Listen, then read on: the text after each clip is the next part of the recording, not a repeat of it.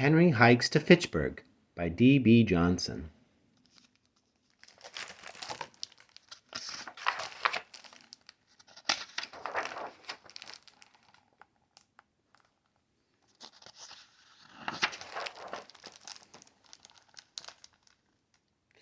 One summer day, Henry and his friend decided to go to Fitchburg to see the country.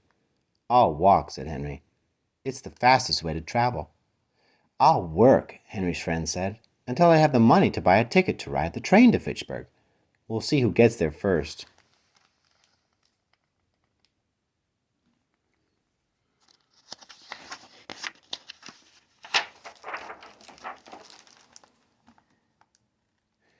His friend waved. "Enjoy your walk," he said. Henry walked down the road to Fitchburg. "Enjoy your work," he called back.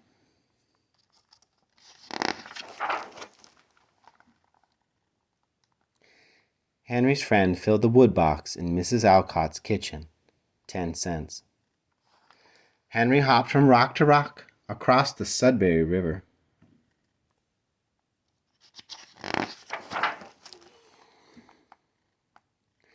His friend swept out the post office. 5 cents. Henry carved a walking stick. 25 miles to Fitchburg.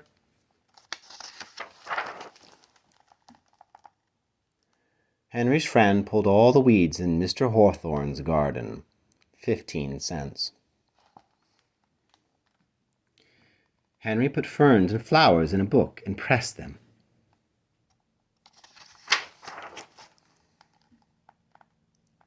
His friend painted the fence in front of the courthouse. 10 cents. Henry walked on stone walls.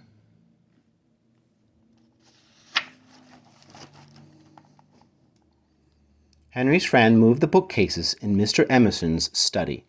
15 cents. Henry climbed a tree. 18 miles to Fitchburg.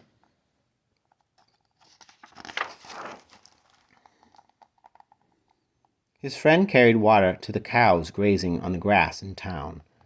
5 cents. Henry made a raft and paddled up the Nashua River.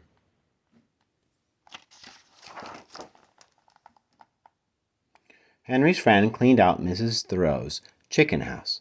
10 cents.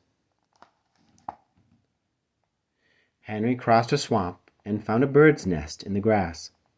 12 miles to Fitchburg.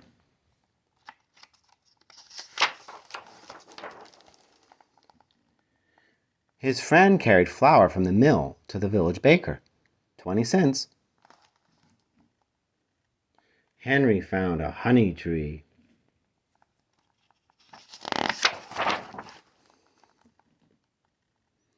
Henry's friend ran to the train station, to buy his ticket to Fitchburg. 90 cents. Henry jumped into a pond. 7 miles to Fitchburg.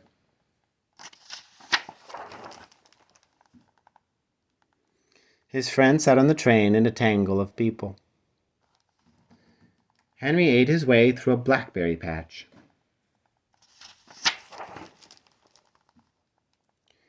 Henry's friend got off the train at Fitchburg Station just as the sun was setting. Henry took a shortcut. 1 mile to Fitchburg. His friend was sitting in the moonlight when Henry arrived. "The train was faster," he said. Henry took a small pail from his pocket. "I know," he smiled. "I stopped for blackberries."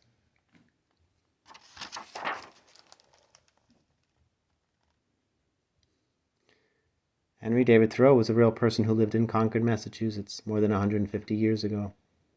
He loved to take long walks through the woods and fields and write about the plants and animals he saw there. In his pockets he carried a pencil and a paper, a jackknife, some string, a spyglass, magnifying glass, and a flute. He could easily walk 30 miles in a day with an old music book under his arm for pressing plants, and a walking stick that was notched for measuring things. These quiet walks gave Henry time to think, and he shared his ideas with other friends and writers who were his neighbors in Concord. Ralph Waldo Emerson was a famous thinker who traveled and spoke all over the country.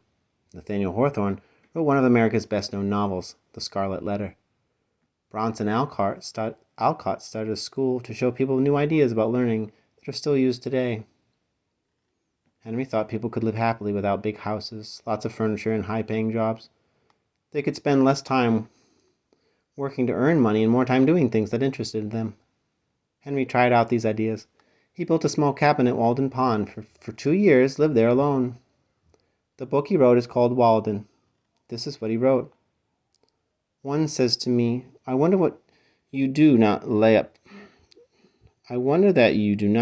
money.